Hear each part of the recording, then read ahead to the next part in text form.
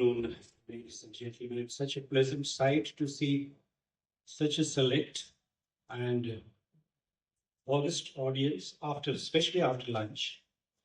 And while we were having lunch, one of my colleagues, Captain today, he was kind enough to point out to make sure that we keep everybody awake after lunch.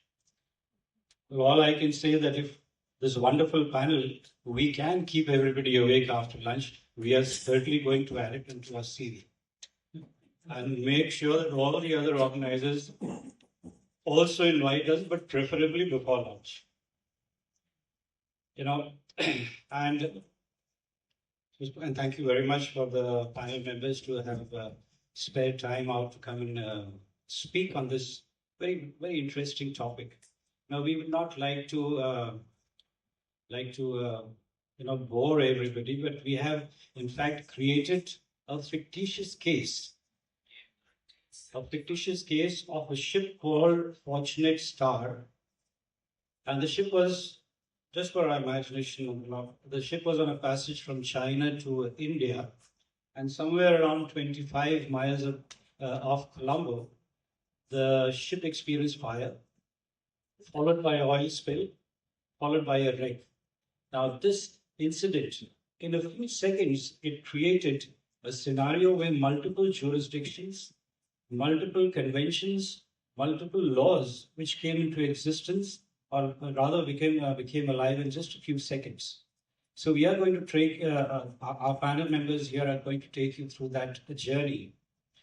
In that very moment when this incident happened, it triggered environmental disaster, it triggered salvage convention, it triggered CLC convention, it triggered oil pollution, it triggered P&I, it triggered H&M, and so many other insurances.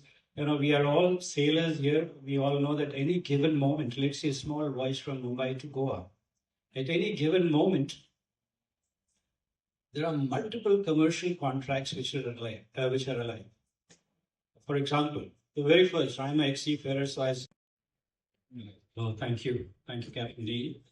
What has really come out of the last two panel members is, firstly, everybody's still around and awake. And the second one, certain things which have come up from these discussions is the danger. The definition of salvage in the salvage convention is any act or activity to save a vessel or property in danger. So that is the word. And most of the cases worldwide in salvage are actually based if the vessel or property was in danger. So that is something which has come out. Another thing which Captain Amol brought out was a clause called sewer labor. Very sticky, very difficult, but one of the things which he highlighted. Captain Neil was very kind enough to take us through multiple cases.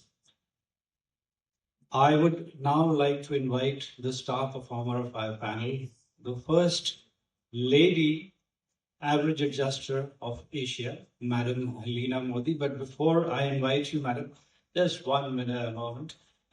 Captain Neil talked about Captain Tom Cruise. I didn't know he also belonged to Merchant Navy. But it makes us feel very proud. Another thing which Captain Neil spoke about was the presence of Coast Guard during Van High. We have the DIG of Coast Guard, Varghese sir here. A humble request, let's all give Coast Guard a big round of applause. They're doing it. We are very, very proud of our Indian Coast Guard and Indian Navy. Thank you, sir, for taking time out and attending. It was a personal invite, but requested by Captain Vivek. He could have refused me, but nobody can refuse Captain Bhandarkar. Thank you very much, sir. Madam Leena Modi. She's going to take us through what is scopic and the most difficult block in the Lloyd's open form, that is scopic. Madam, please. Thank you.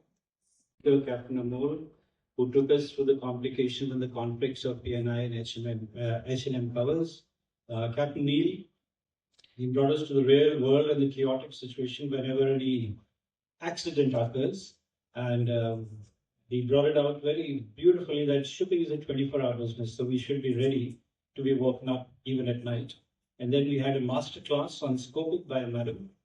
And finally, Aditya took us through the journey that all this is possible only and only if the lawyers bring and stitch everything together. Thank you for your patience. We are now. We had a couple of questions to the panel members, but Madam says no. We have taken enough time, so we will leave it to the audience to you all to please ask some question. I think do we have 5-6 minutes for that? Thank you very much. But before we leave, once again, should master be the last person to abandon? I'm going to keep sticking to this. It's a very sticky point in our industry. And should the tugs in the case of Cleopatra Dream in Saldanha Bay, should they get salvaged? The floor is open for questions. Thank you. Thanks, Captain Wall. I think we managed to keep everyone awake. So thank you very much for that. Well, just an incident for everyone to chew on. You know, there was a vessel during the World War II. It was hit by a torpedo. So the stern, the engine room part of it was hit by the torpedo, and the ship started flooding. The engine room started flooding, and the ship was actually going down by stern. And master, he took a decision, and he said that he gave the order to abandon the ship. So they did abandon the ship. In those days, they had open lifeboats. So they were in the lifeboat for about 3-4 days. Nobody came for rescue. And you know, the life in a lifeboat is terrible. But after 3-4 days, they realized that the water had flooded it, but the ship didn't sink. It was still there. They decided to come back on the ship.